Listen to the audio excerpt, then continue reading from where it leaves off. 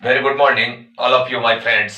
I am MR Chaudhary and very most welcome on my channel, YouTube channel, Mr. Chaudhary the Englishman.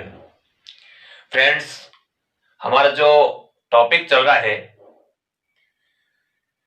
Tense का topic, और उसमें जो topic हमारा complete हुआ है प्रेजेंट सिंपल, जो 7 पार्टों में कंप्लीट हुआ, और आज हम प्रेजेंट कंटिन्यूस टेंस को लेंगे। जैसा कि किसी कारणवश हमारा कुछ समय के लिए वीडियो स्टॉप हुए, लेकिन आज से फिर हमारे वीडियोस अपने इस YouTube चैनल पर रिलीज हो रहे हैं। तो फ्रेंड्स, इसमें कक्षा 10, क्लास 10th, 12th और कंपटीशन की तैयारी करने वाले सभी स्टूडेंट्स के लिए ये ग्रामर के टॉपिक बड़े इंपॉर्टेंट होंगे, बड़े मोस्ट होंगे। और प्रेजेंट कंटिन्यूस टेंस को स्टार्ट करने से पहले 7 पार्टों में जो प्रेजेंट सिंपल टेंस की एक प्लेलिस्ट जारी हुई थी, उसमें लास्ट प्री बीएसटीसी पेपर में भी 4 क्वेश्चंस प्रेजेंट सिंपल टेंस और जो ग्रामर के टॉपिक के वीडियो अपलोड हुए थे उसमें से आए थे।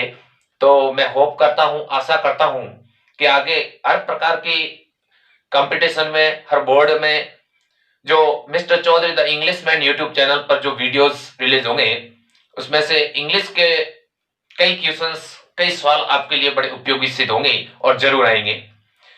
तो आज हम प्रेजेंट कंटिन्यूस टेंस को शुरू करेंगे। फ्रेंड्स, प्रेजेंट कंटिन्यूस टेंस का हिंदी अर्थ होता है अपूर्ण वर्तमान काल। हमारा जो टेंस का टॉपिक है वो है present continuous, present continuous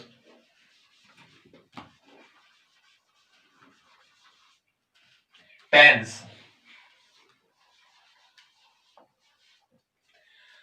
present continuous tense का हिंदी अर्थ जो होता है वो है अपूर्ण वर्तमान काल। अपूर्ण वर्तमान काल जो कभी पूर्ण नहीं हुआ हो, इस समय भी चल रहा है। अपूर्ण वर्तमान काल।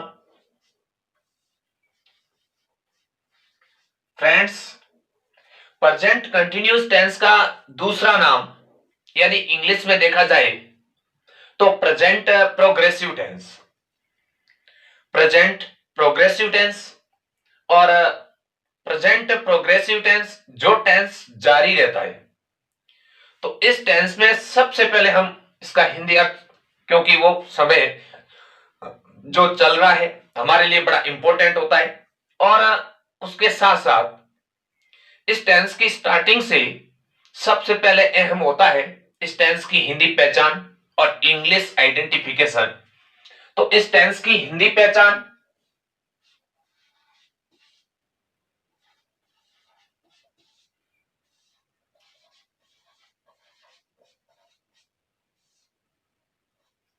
हिंदी पहचान रहा है, रही है,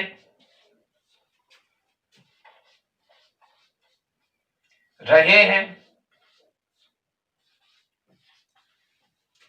और रहा हूं। किसी भी हिंदी सेंटेंस, जो हिंदी के वाक्य होते हैं, उसके लास्ट में, उनके अंतिम में रहा है, रही है, रहे हैं और रहूं, यदि इन शब्दों का प्रयोग होता है तो अकॉर्डिंग टू हिंदी, हिंदी के अनुसार वो हमारा प्रेजेंट कंटिन्यूस टेंस कहलाएगा। इंग्लिश के ज्ञाता सर विलियम शेक्सपियर ने 7 मिलियन इंग्लिश वर्ड की खोज की थी। एक और नाम भी आता है एडमंड स्पेंसर। लेकिन हम आज तक प्रेजेंट कंटिन्यूस टेंस के बारे में भी जो एक कंपटीशन की तैयारी में इस विषय पर चर्चा कर रहे हैं कि किस हिसाब से कंपटीशन में क्वेश्चन पूछे जाते हैं, तो उसमें सबसे एक तो अकॉर्डिंग टू हिंदी, हिंदी पहचान याद होना बहुत जरूरी है। और उसके साथ साथ हमें इसकी जो एडवर्ब होती है, जिसको क्रिया विशेषण शब्द कहते हैं, वो हमें याद होना बहुत जरूरी है। तो इस टेंस की एडवर्ब सबसे पहले बड़ी मोस्ट एडवर्ब जो इस टेंस की होगी, एडवर्ब जिसका हिंदी अर्थ होता है क्रिया विशेषण, क्रिया विशेषण। और जो क्रिया विशेषण शब्द इसमें यूज होंगे, बड़े ध्यान देने योग्य बात है। और इसी से हम इस टेंस की कोई भी फिल इन द ब्लैंक्स यदि करेक्ट फॉर्म भरने का हमें यदि मौका मिले तो आराम से भर सकते हैं, कंप्लीट कर सकते हैं उस सेंटेंस को। तो इसकी जो एडवर्ब होगी वो होगी at this time, at this moment,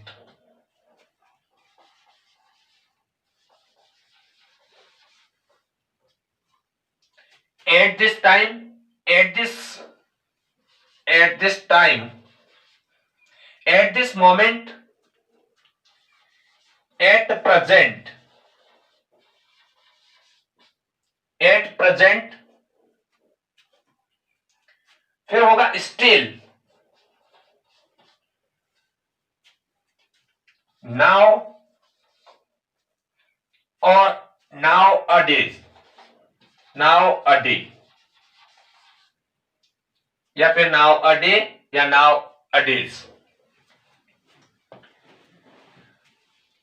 विद्यार्थियों, students, my friends, present continuous tense की, प्रेजेंट प्रोग्रेसिव टेंस की जो एडवर्ब होगी at this time, at this moment, at present, still, now, nowadays, ये इस प्रेजेंट कंटिन्यूस टेंस की एडवर्ब कहलाती है। और ये सेंटेंस के लास्ट में होती है और इससे या फिर सेंटेंस के बीच में हो, और इनमें से कोई भी यदि शब्द, कोई भी यदि एडवर्ब किस सेंटेंस में यूज हो और जिस सेंटेंस में हमें करेक्ट फॉर्म भरने का मौका मिले, यदि हमारे पास अपॉर्चुनिटी है और हमें इस बात बिल्कुल रिमेंबर, बिल्कुल कंप्लीट याद भी है, तो हम आराम से उसमें इज, आर, एम के साथ मैन वर्ब की फोर्थ फॉर्म, मतलब क्रिया का चौथा रूप, हम आराम से कंप्लीट कर सकते हैं। यह तो हुई इस टेंस की एडवर्ब और हिंदी पहचान। अब आते हैं प्रेजेंट कंटिन्यूस टेंस की जो हेल्पिंग वर्ब क्या होती है, सहायक क्रिया। तो इस टेंस की हेल्पिंग वर्ब, इस टेंस की बच्चों हेल्पिंग वर्ब ये होगी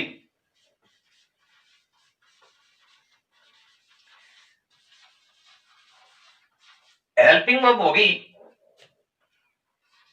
इज, एम और आर। यह तो होगी इस टेंस की हेल्पिंग वर्ब। थोड़ा ध्यान से देखना, कोई भी एक वचन सब्जेक्ट होता है, सिंगुलर नाउन सब्जेक्ट, जिसके लिए इज का प्रयोग होता है। यदि सेंटेंस में आई यूज हो रहा है सब्जेक्ट के रूप में, तो वहां पर एम, और यदि हमारा सब्जेक्ट प्लूरल है, सब्जेक्ट यदि हमारा प्लूरल है, तो वहां पर आर का प्रयोग होता है। रिपीट इट, यदि हमारा सब्जेक्ट सिंगुलर हो, सिंगुलर सब्जेक्ट मतलब नाउन से हो या कोई प्रोनाउन भी हो, तो उसमें हम इज का प्रयोग करेंगे। यदि सेंटेंस का सब्जेक्ट हमारा जो करता है वो आई है, तो उसके साथ एम का यूज करेंगे हेल्पिंग वर्ब के रूप में, सहायक क्रिया के रूप में। और यदि हमारा सब्जेक्ट प्लूरल है तो उसके साथ आर का यूज करेंगे। तो हेल्पिंग वर्ब या सहायक क्रिया।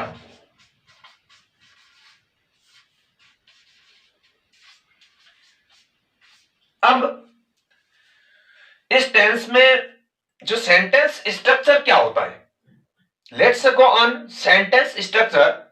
इस टेंस का जो सेंटेंस स्ट्रक्चर होता है, सेंटेंस स्ट्रक्चर, सेंटेंस स्ट्रक्चर इस टेंस का सबसे पहले सब्जेक्ट प्लस ये हमारी हेल्पिंग वर्ब इज, एम और आर प्लस मेन वर्ब की first form plus ING plus object plus adverb. ये इस टेंस की सेंटेंस स्ट्रक्चर कहलाएगा। सबसे पहले सब्जेक्ट, सब्जेक्ट में बच्चों नाउन और प्रोनाउन दोनों भी यूज हो सकते हैं। नाउन और प्रोनाउन, ध्यान देना, प्रोनाउन, प्रोनाउन में जो यूज होने वाले सब्जेक्ट होंगे he, she, it, they, he, she, it, they, we, he singular pronoun किसी नाम के लिए, कोई भी सिंगल नाम है और उसके लिए हम एक वचन नाम के लिए यूज करते हैं प्रोनाउन के रूप में। क्यों? क्योंकि नाउन मतलब संज्ञा किसी भी वस्तु, व्यक्ति, स्थान, प्राणी, विशेष से noun a word with things, place and name of the any person, animal, like it is. तो उनके स्थान पर प्रयोग होने वाले यदि पुल्लिंग है तो ही करते हैं, कोई भी नाम से पहले या फिर नाम के स्थान पर। और सी स्त्रीलिंग के लिए प्रोनाउन यूज होता है सिंगुलर, एक वचन, स्त्रीलिंग। इट कोई भी एनिमल या निर्जीव वस्तु के लिए। दे एक से अधिक के लिए। और वी हमारे एक ग्रुप मतलब एक से अधिक के लिए। और यहां पर name of any, name like जैसे राम,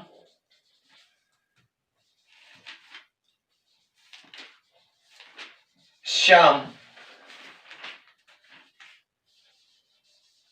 गीता, सर नीचे दिखाई नहीं देता, ऊपर लिखो, सीता।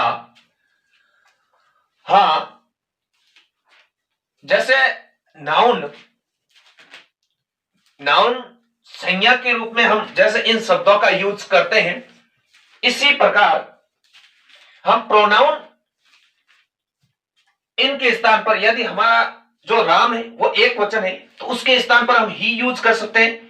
श्याम एक वचन है, पुल्लिंग है, ही यूज कर सकते हैं। और गीता एक वचन है, स्त्रीलिंग है, सी यूज कर सकते हैं। तो संज्ञा के स्थान पर प्रयुक्त होने वाले शब्दों को सर्वनाम कहते हैं, जिनको इंग्लिश में प्रोनाउन कहते हैं। A word which we use on the place of the noun we call that pronoun। तो आज की क्लास में बस इतना ही। हमने प्रेजेंट कंटिन्यू की, हिंदी आइडेंटिफिकेशन पढ़ा, फिर इंग्लिश आइडेंटिफिकेशन में देखा जाओ तो सेंटेंस में ये एडवर्ब होनी चाहिए at this time, at this moment, at present, still, now, nowadays. इस टेंस की हेल्पिंग वर्ब जो हमें सेंटेंस स्ट्रक्चर में बहुत सपोर्ट करती है, very most supported in sentence structure of present continue tense, we use like helping verb is, am और are. अब सेंटेंस स्ट्रक्चर इसका जो होता है वो होता है subject plus is, am are plus main verb की फर्स्ट फॉर्म। स्टूडेंट्स बच्चों ध्यान देना, मेन वर्ब की फर्स्ट फॉर्म को प्लस आईएनजी, मेन वर्ब की फर्स्ट फॉर्म के साथ कनेक्ट होता है आईएनजी, तो इसको हम ऑलरेडी मेन वर्ब की फोर्थ फॉर्म के नाम से भी जानते हैं, क्योंकि क्रिया के 5 रूप अंग्रेजी में माने जाते हैं। First form, second form, third form, यहां तक तो पता है। फोर्थ में वही होता है मेन वर्ब की फर्स्ट फॉर्म के साथ आईएनजी, और फिफ्थ और जो लास्ट फॉर्म होती है उसमें प्रेजेंट सिंपल टेंस की अफर्मेटिव सेंटेंस में एक वचन सब्जेक्ट के साथ वर्ब के साथ, जो एक वचन सब्जेक्ट के साथ जो वर्ब यूज होती है उस वर्ब के लास्ट में जो एस और ईएस लगाया जाता है वो हमारी क्रिया का पांचवा और आखिरी रूप कहलाता है। तो आज की क्लास में बस इतना ही। इस टेंस के सेंटेंस स्ट्रक्चर के साथ सेंटेंस कैसे बनते हैं, कैसे correct form of the verb का यूज करते हैं, ये हमारे अगले इसके प्रेजेंट कंटिन्यूस टेंस पार्ट 2 में रिलीज होगा। और कंपटीशन की तैयारी करने वाले सब स्टूडेंट्स से मेरा विशेष निवेदन रहेगा कि इस YouTube चैनल को लाइक करें, अपना कमेंट भी करके बताएं, क्योंकि आपका दोस्त मिस्टर चौधरी द इंग्लिशमैन आपके सामने फिर से हाजिर हुआ है नई वीडियो लेकर। और इस वीडियो को लाइक के साथ शेयर करें, सब्सक्राइब भी हमारे इस चैनल को करें। आपके लिए एनी टाइम हर समय तत्पर तैयार रहूंगा। जय हिंद, जय Bharat. Thank you so much for it.